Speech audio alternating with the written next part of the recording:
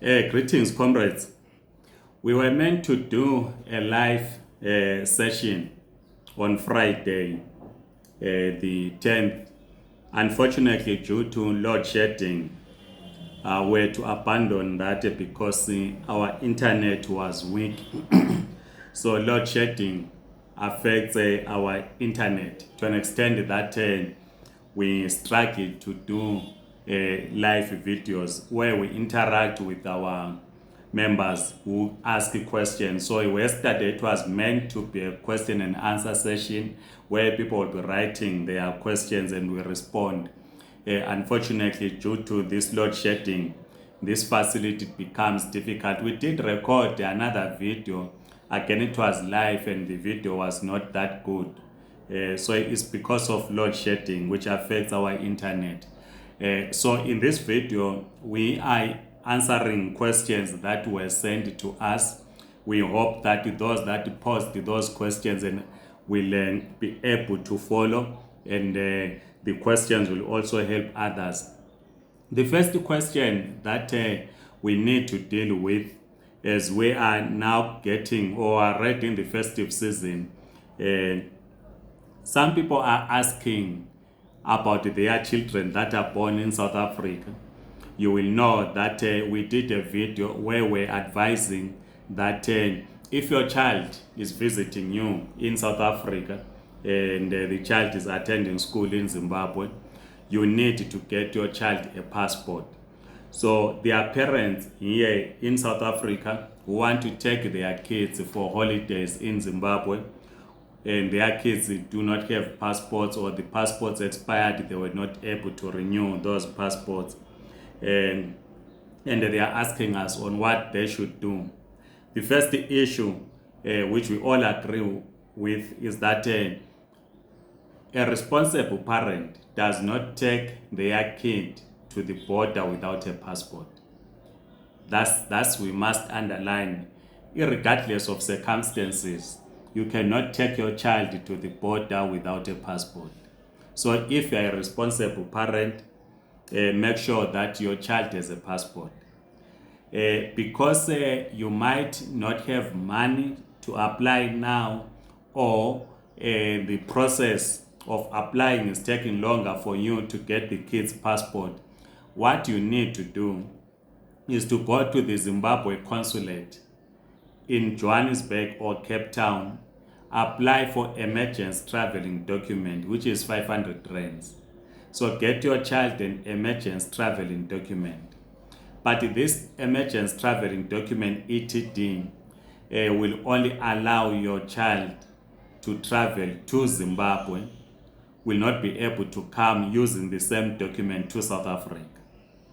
So you use that going to Zimbabwe. When you get to Zimbabwe, you then apply for a passport, or if the passport is in Zimbabwe, you then collect the passport and come back to South Africa using a passport. You cannot come to South Africa using an emergence travel document, but you can leave South Africa. So the emergence traveling document is available at 500 rands at the Zimbabwe consulate in Cape Town.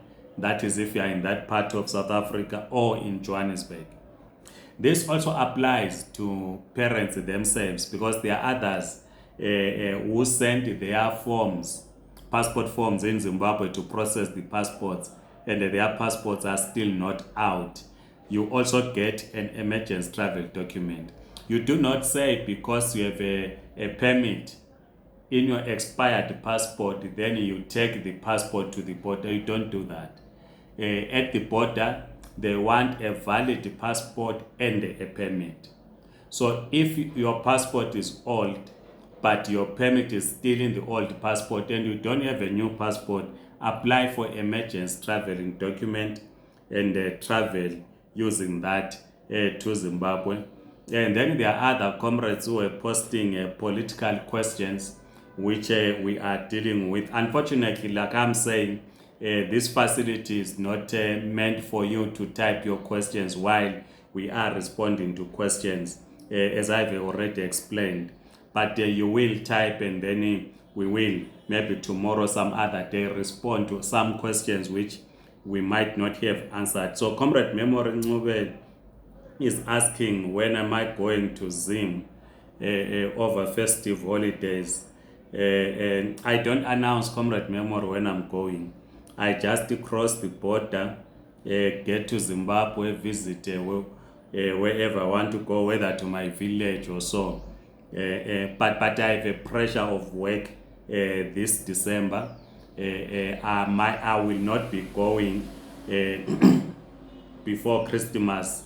There's so much work that I'm doing currently, so I will not be able to travel. If I will travel, I will then travel in January, but this December, this festive season, I'm not traveling because of pressure of work. I have other meetings that are scheduled in between Christmas Day and the New Year, so it will be quite hectic for me. So I will not be able to travel. But I hope you are traveling, Comrade Memory, and others, and if you do travel, travel safely and enjoy your stay while some of us will be working. But of course, we will be closing our offices. African Diaspora Forum will be closing our offices on the 15th of December 2022. But as I'm saying, I will be around because there are other meetings that I will be participating in. You do have my WhatsApp number. Comrade Alpheus Fuyane. Yimo Ngavuto, there's no any other. But he's asking, says Ngubanu Ngavuto.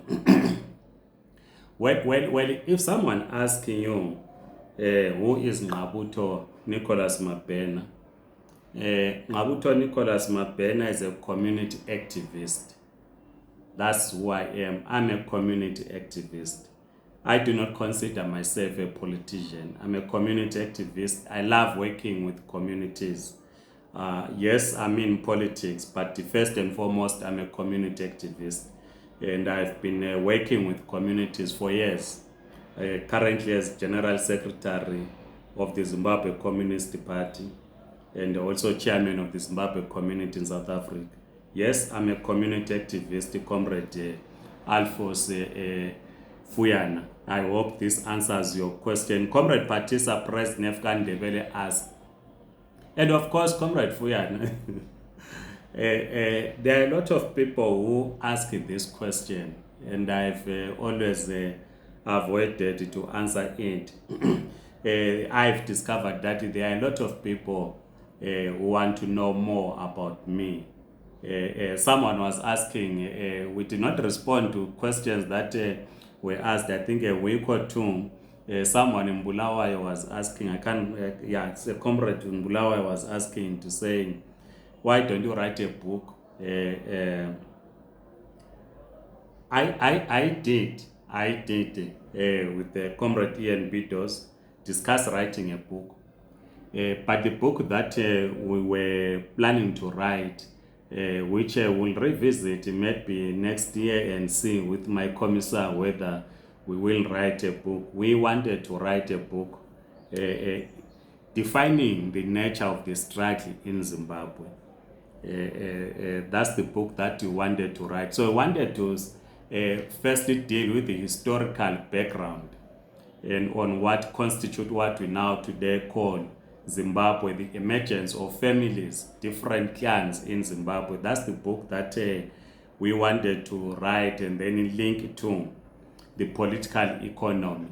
I hope we will be able to write. We did some research a bit, and it was we realized that we needed time and expertise if we were to write a credible book.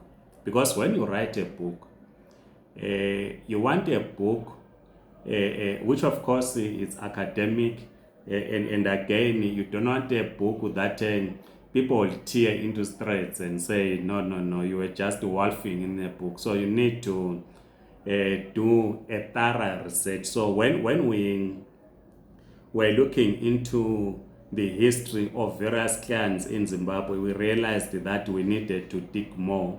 We needed to get into universities and asking historians in universities to assist and also speak to a lot of elders in terms of as part of our oral elders this oral history to understand. So it's quite heavy in terms of carrying out that research. So we're to put it on hold, but we will at some point. Maybe I'm not promising. Maybe we'll visit. But the comrade was asking in the context of writing a book about myself. I think it's too early to do so. I'm a community activist. I'm still active in community. If I live longer and my body will be tired for me to do community work, and I spend more time at home and have plenty of time in my hands, I might then write my memos. But for now, I think it is too early to do so. Comrade Patisa, President Nevgandebele writes, are you a registered to vote in Zimbabwe or Votelabani? Who will you vote for? Yes, I'm a registered voter. I vote in Umzingwane district, which is also a constituency. Ward 4, where I come from, that's in Mbizingwe Primary. That's my polling station. Mbizingwe Primary School is just some 500 meters from my homestead or so. So that's where I vote. Yes, I'm registered, so I will be voting in 2023. Like we said, that all of us must register to vote. At this point, we are not in a position to say vote for this person. And what we said in Gweru in 2019 in the Red October campaign launch, we said communities must themselves decide on who should be their candidate. So I will also be speaking to the community in Ward 4 to say, who do we vote for a councillor?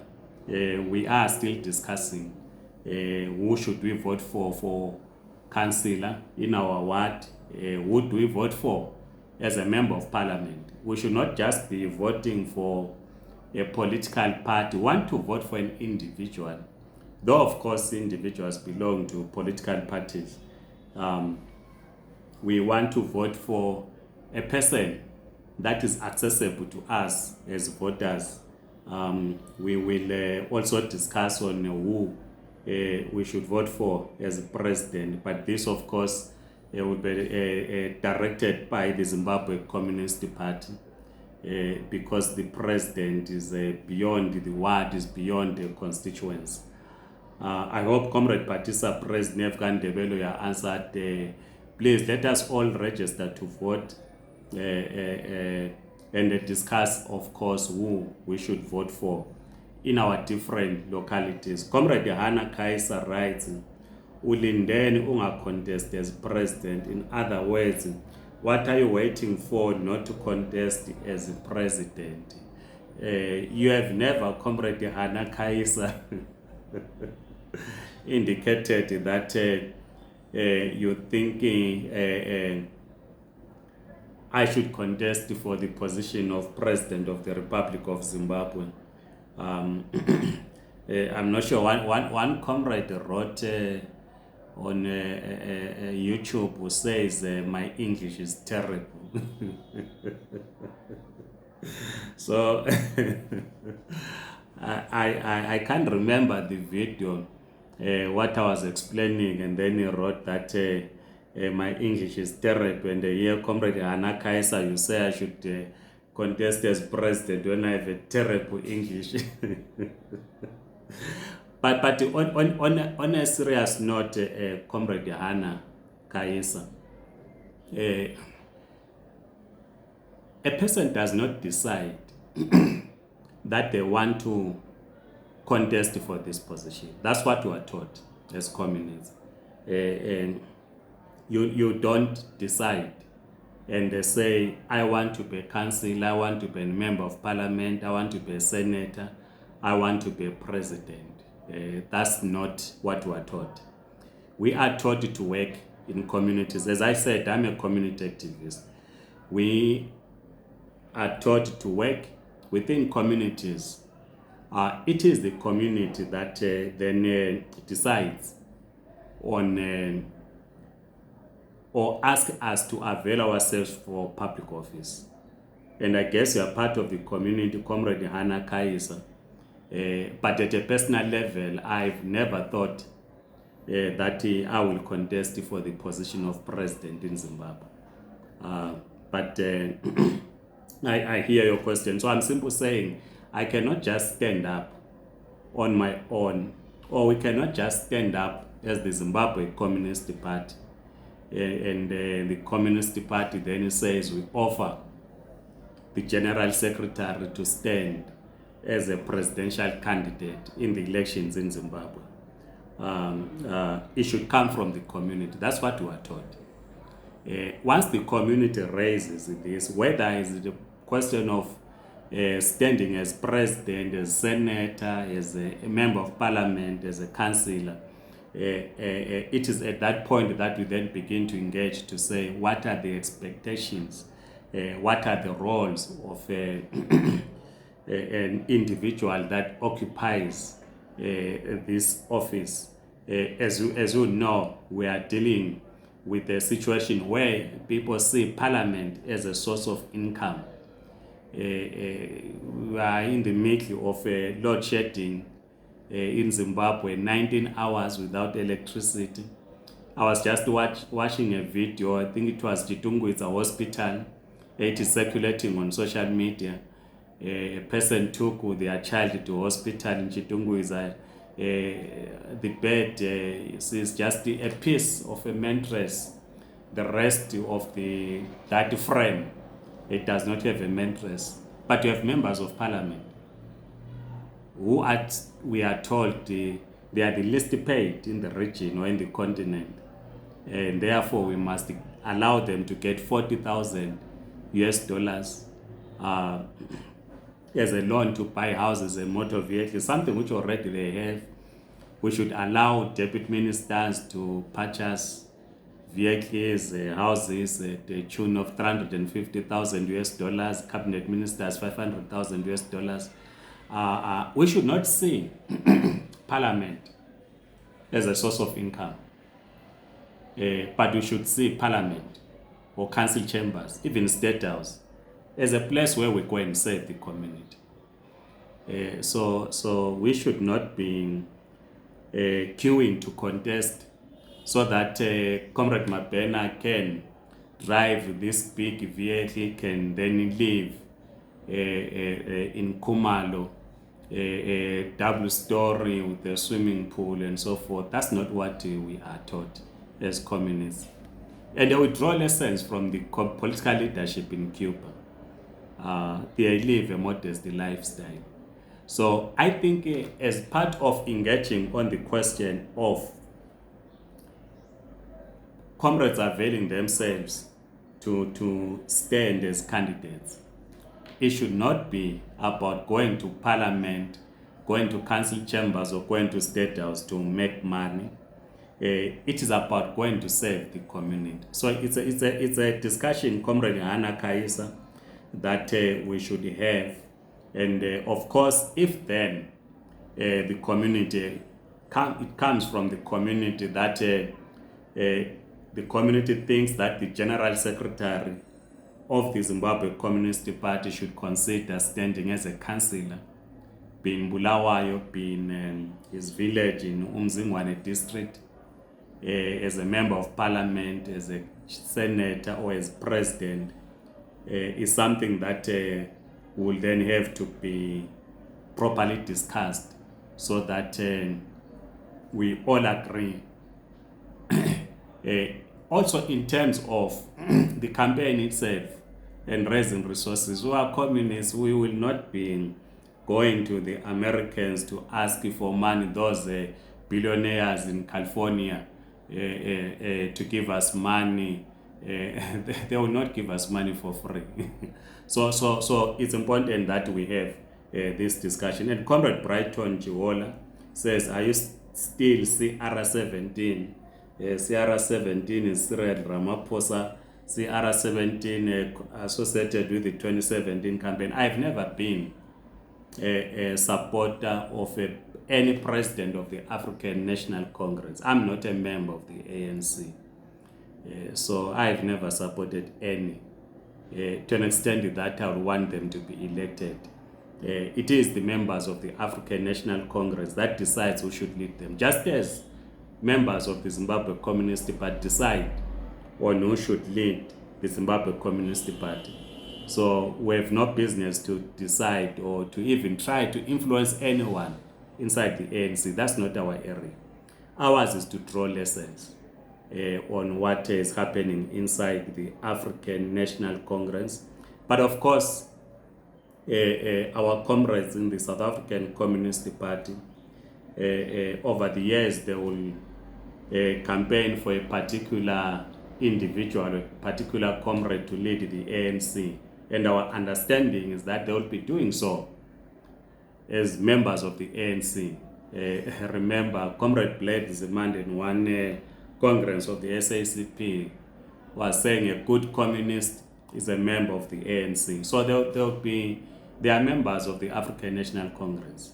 So they then campaign for a particular person to lead the movement. I'm not sure this time around whether they are campaigning for any. I haven't seen a statement to that effect. I also saw a statement from Kosato saying they will not be campaigning for an individual. They will accept whoever emerges as a part of the collective next week when the ANC holds its elective conference. So I'm not a CR17 person. I'm not a JZ person. I'm not a Mahashule person or anyone in the ANC. No, I'm not. Comrade Ilte Ingogama Ligambulawa says the Sapili Zimbabwe Communist Party. Yes, we are still very much alive and kicking. We face numerous challenges, but part of those challenges being funding to our programs. But we are currently working with the trade unions in terms of developing cadres, because we believe that political education is key. So this is what we do as the Zimbabwe Communist Party. Comrade Richard Domboza Mahajana writes, "One size doesn't fit all." It's a quote. What's your take in relation to democracy? The essay should touch on the following Western perspective: the Chinese, the People's Democratic Republic of North Korea, and the African perspective, amongst other issues. So Comrade Richard Ndomboza Mahajana is asking me to write an essay titled "One Size Doesn't Fit All." Comrade Richard Mahajana is I can't write this essay on this platform, but I will simply explain this. That we are for a dictatorship of the proletariat, or what we define as democracy of the working class. We are struggling against bourgeoisie democracy. As you see in South Africa today, this is bourgeoisie democracy. In Zimbabwe, a number of countries. So this is why our struggling is for the working class and peasants to gain hegemony over the state. China, which we're discussing in a seminar, but in a different context altogether. We're discussing about their investments in Africa. China has been under the leadership of the Communist Party. It practices state capitalism, and it has pulled many citizens out of poverty. We continue to draw lessons from the Communist Party of China in how it is addressing the issue of poverty, rolling back the frontiers of poverty. The Communist Party is in charge in China. It is not a bourgeoisie democracy in China. Is it a democracy that we want in Zimbabwe? We think the Chinese model, if implemented in Zimbabwe would certainly assist in rebuilding our economy. They are talking of socialism with Chinese characteristics. As we've always said, that socialism develops based on local conditions. And if we implement what we might call socialism with Zimbabwean characteristics, or even African characteristics, based on our own local conditions, we believe this will work. In respect to North Korea, the problem with North Korea is that it is a dynasty. But we support North Korea in its imperialist struggle against the US and other imperialist forces. But as communists, it's important to underline this. As communists, we do not believe that because Mabena is General Secretary of the party gains political power, then Mabena's son takes over when Mabena is gone. That's a dynasty. That's not what we are for. No.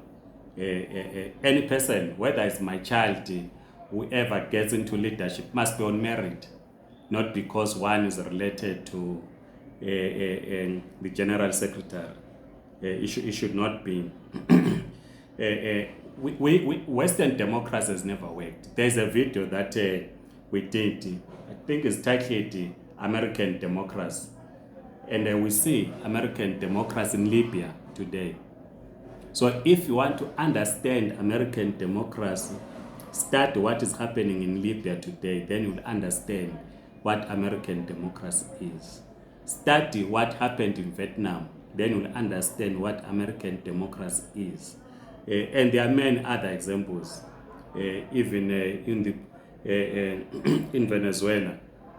You will see what American democracy is.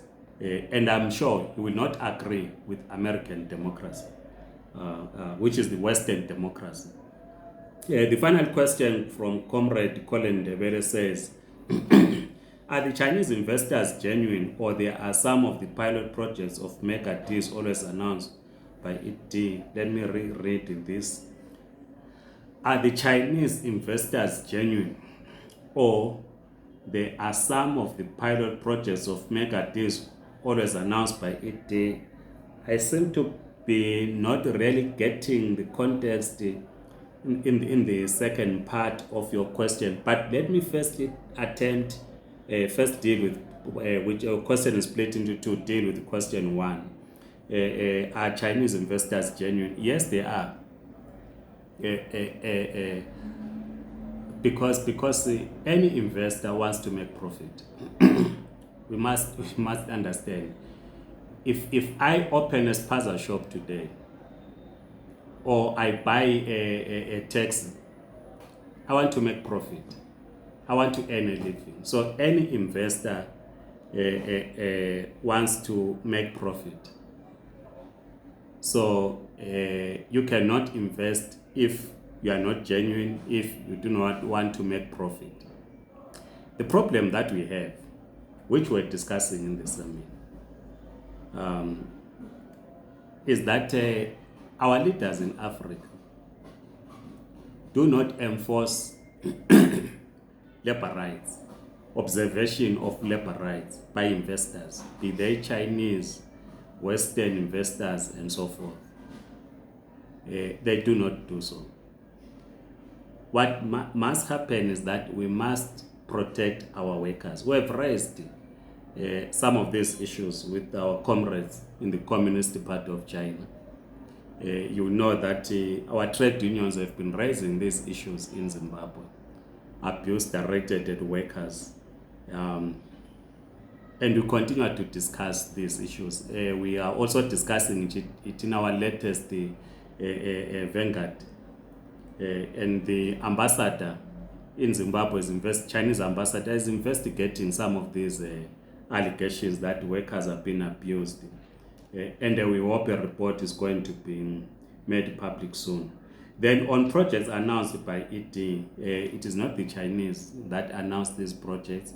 If President Emerson Mnangagwa announces mega deal projects and we don't see these